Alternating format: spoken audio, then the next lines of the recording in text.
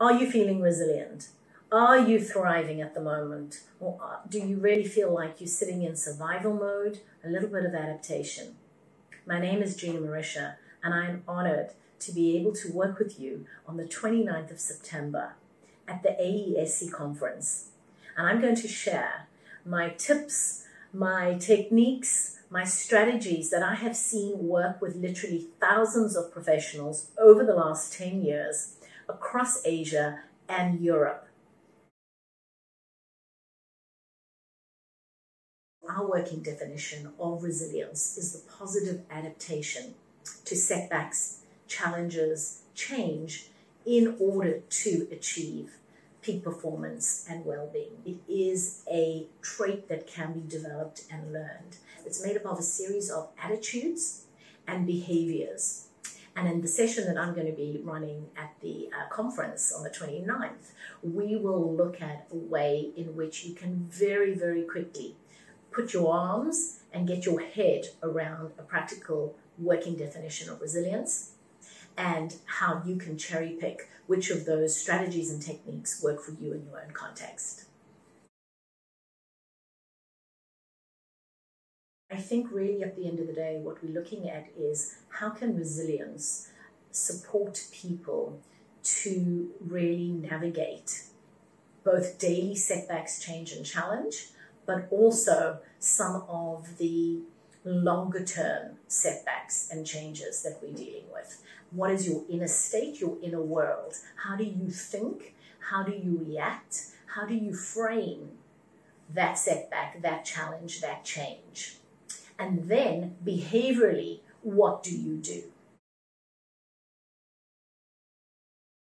Most recruiters are very action oriented. They're very perseverant. They are, when it comes to looking at resilience, they are able to sustain their energy and their performance over quite a lengthy period of time.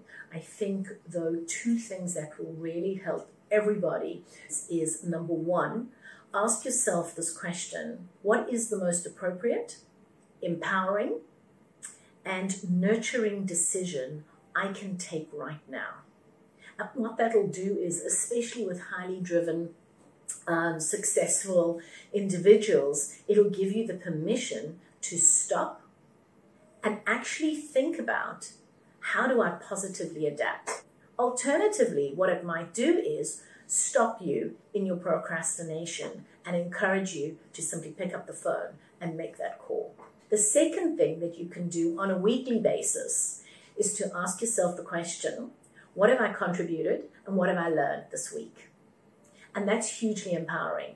It'll give you an instant self-belief boost. And self-belief is our first factor of resilience. Okay. Yes, however, there's a catch. You've got to do the work. It's not going to happen automatically. And so one of the things that I can share with you is, at the beginning of this year, after 6 months of business disruption and interruption, I honestly, and I have to admit, I was experiencing resilience fatigue. And so I was looking at, how do I reorient myself towards thriving? And so in the session, I'm going to share with you this Thrive cycle that we use. And we've got very specific resilience techniques that can accompany you through these various cycles. Many people are grieving connection. There's been a huge loss of a way of life, of our normal ways of interacting and wanting to connect with our clients, with our family, with our community. The resilience framework that I use really helps.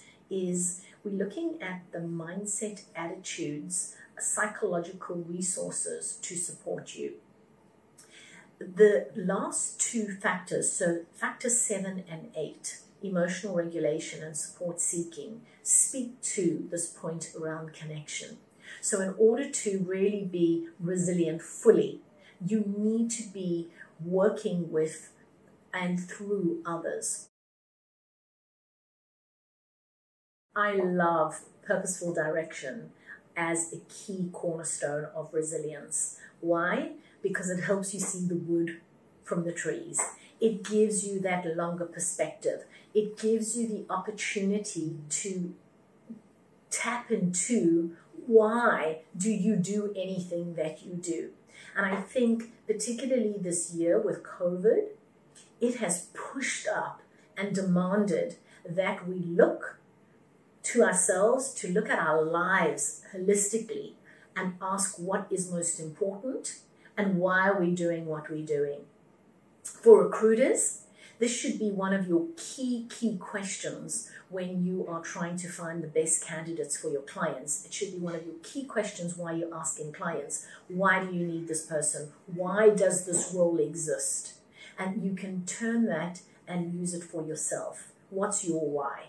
Why this is so critical is that you're able to see the bigger picture. If you've got a clear sight on what purpose is, then that will help you move forward, right? It gives you the energy to work through challenges and setbacks and change and focus on those longer term priorities.